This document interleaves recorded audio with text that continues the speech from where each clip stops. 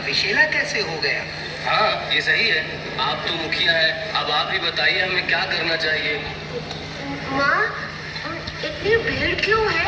आप जानते हैं कि यमुना नदी अब तक हमें जीवन देती थी, पर जब इस जीवनदायिनी का पानी पीने से मृत्यु हो तो फिर हम सब यहाँ नहीं रह सकते। हमें गोकुल छोड़ना ही पड़ेगा। किंतु स्वामी, हमारा घर यहीं पर। दर्जनों पशु मर चुके हैं यशोदा, और गांव के लोगों की भी तबीयत बिगड़ती जा रही है। पता करना होगा कि यमुना मैया विषैली कैसे हो गई। चलो चलो ना राधा, गोकुल छोड़ने से पहले कुछ खेलते हैं। तुम्हारे खेल से अधिक जरूरी मेरा आविष्कार है दामू। राधा, ये क्या आविष्कार कर रही हो? तुमने बताया तो होगा, पर मैं तो। शामू, तुम फिक्र मत करो, तुम भूल नहीं गए थे, मैंने किसी को बताया ही नहीं। कुछ धमाकेदार होगा। तुम्हारा आविष्कार हमेशा धमाका करता है, पर धमाकों के पहले खेल लेते हैं ना। हाँ राधा, चलो ना, कृष्णा भी आता ही होगा। जब तक ये प्रयोग पूरा नहीं हो जाता मैं कहीं नहीं जाऊंगी। तुम सब खेलना शुरू करो, मैं आती हूँ। यहाँ पर तो कोई नहीं है। लगता है यमुना के विषैले पानी के कारण आज वो खेलने नहीं आए। पर राधा तो आंधी तूफान में भी प्रयोगशाला में ही मिलती है, वही जाता हूँ। हाँ, राधा के धमाकेदार आविष्कार। फिर कुछ हो गया। कृष्णा, जब बात राधा की आती है तो कृष्णा किसी की नहीं सुनता।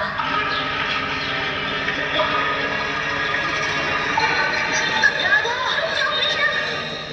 मैं अबला नारी नहीं, शक्ति स्वरूप हूँ। मैं अपने आप को सुरक्षित रख सकती हूँ, क्योंकि मैं निर्बल नहीं। ये क्या है राधा? मेरा नया आविष्कार, जिसे मुंह में रखकर पानी के अंदर ठीक वैसे ही सांस ले सकते हैं जैसे धरती पर। हमें इसी वक्त विषैली यमुना से दूर जाना चाहिए। क्या मैं इसे रख सकता हूँ राधा? तुम्हारे लिए ही तो बनाया है कृष्णा। ये क्या राधा, हर बार तुम्हारे आविष्कारों से बचता है हमारा बाजा। ओहो दामू, अगर कुछ धमाकेदार ना किया तो आविष्कारिक राधा का नाम ना हुआ। अब ये सब छोड़ो, चलो यमुना किनारे खेलने चलते हैं। यमुना किनारे? कृष्णा, क्या तुम्हें नहीं पता, यमुना का जल विषैला हो चुका है। वो सब ठीक है, पर हम कितने सालों से यमुना के किनारे खेलते आ रहे हैं। आज हमारा अंतिम दिन है गोकुल में, बस खेल के आ जाएंगे। परंतु खेले किसके साथ? अरे यशोदा, कृष्णा दिखाई नहीं दे रहा। वो तो खेलने गया है। क्या खेलने गया है? तुमने पूछे बिना जाने क्यों दिया? यदि वो घोड़े से नदी किनारे चला गया तो? हे भगवान, इस बारे में तो मैंने सोचा ही नहीं।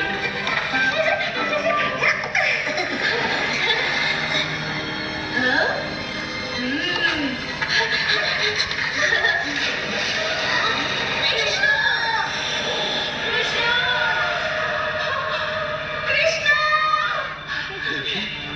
देवकी, क्या हुआ देवकी? कोई सपना देखा क्या? स्वामी, मैंने देखा कि हमारे पुत्र को किसी बड़े सांप ने निगल लिया। भरोसा रखो देवकी, हमारा पुत्र तो भगवान का अंश है, कोई उसका कुछ नहीं बिगाड़ सकता। तुम उसकी चिंता मत करो, वो इस सांप को हरा कर ही रहेगा। महामंत्री,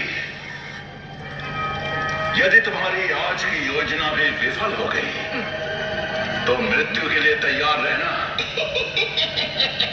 नहीं महाराज, इस बार योजना सफल होकर ही रहेगी। कृष्णा गोकुल वासियों को बचाना चाहेगा और यमुना के विषैली होने का रहस्य जानने के लिए उसमें अवश्य उतरेगा। ऐसा होते ही वो यमुना से मृत्यु लोक पहुंच जाएगा। बहुत बढ़िया, बहुत बढ़िया। महामंत्री, ऐसा हुआ तो तुम धन से माला माल हो जाओगे, परंतु यदि नहीं हुआ तो। राधा, छीन लो इस गेंद को।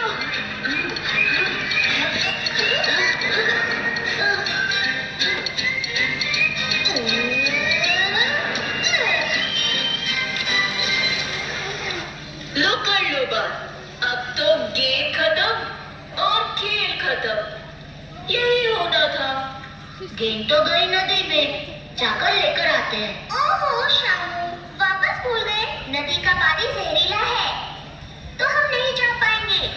नहीं, मैं गेंद को जाने नहीं दूंगा। तुम क्या करोगे कृष्णा? कृष्णा!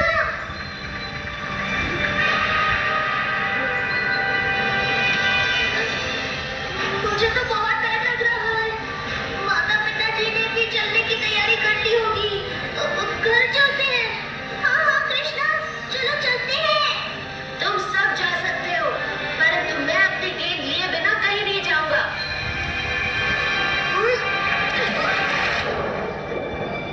ये क्या? तुम सब यहाँ हो? तुमने मना किया था ना नदी किनारे मत आना। तो क्यों आए? कृष्णा कहाँ है? तुम लोग कुछ बोल क्यों नहीं रहे? कहाँ है कृष्णा?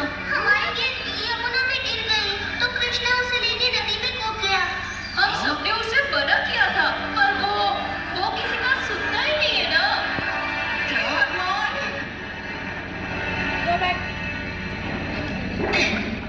हाँ, गेंद कौन ले गया?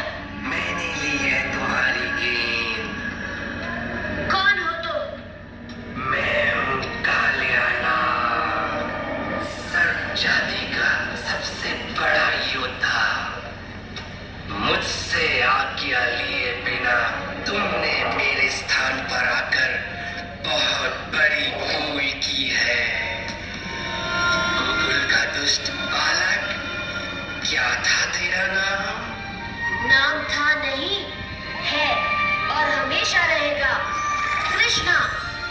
और हमारे नदी के कोने में गोकुल गांव की आज्ञा लिए बिना तुमने तुम्हारा घर यहाँ कैसे बनाया? कालिया किसी की आज्ञा नहीं लेता, जो चाहिए ले लेता है। और अब मैं इन सब बातचीत से परेशान हो चुका हूँ, समझे? मिलते हैं तुम्हारे अगले जन्म में।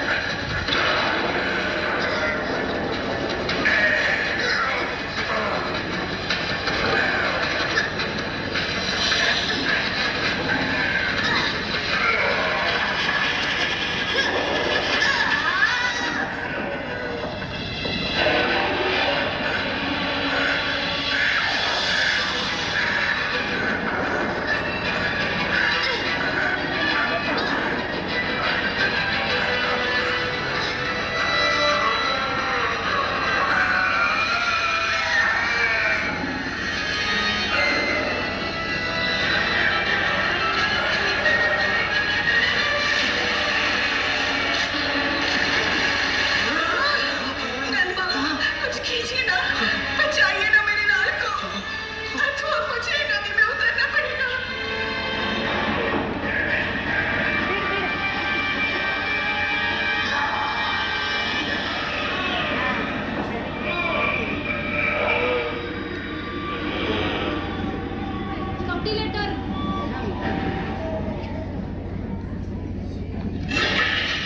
अब मैं स्पष्ट स्पष्ट देख सकता हूँ।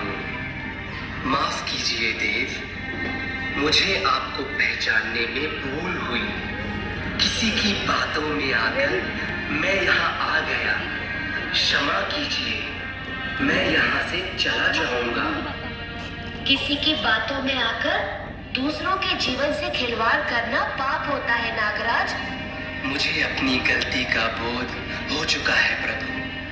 मैं यह स्थान छोड़कर कहीं दूर चला जाऊंगा, किसी को आहत नहीं करूंगा। मुझे आशीर्वाद दीजिए प्रभु। यही उचित होगा नागराज।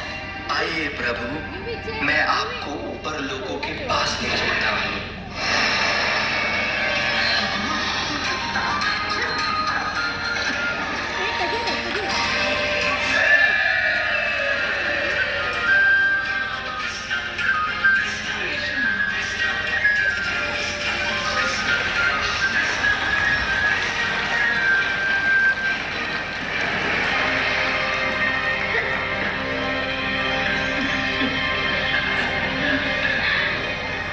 मुझे अब आज्ञा दीजिए प्रभु।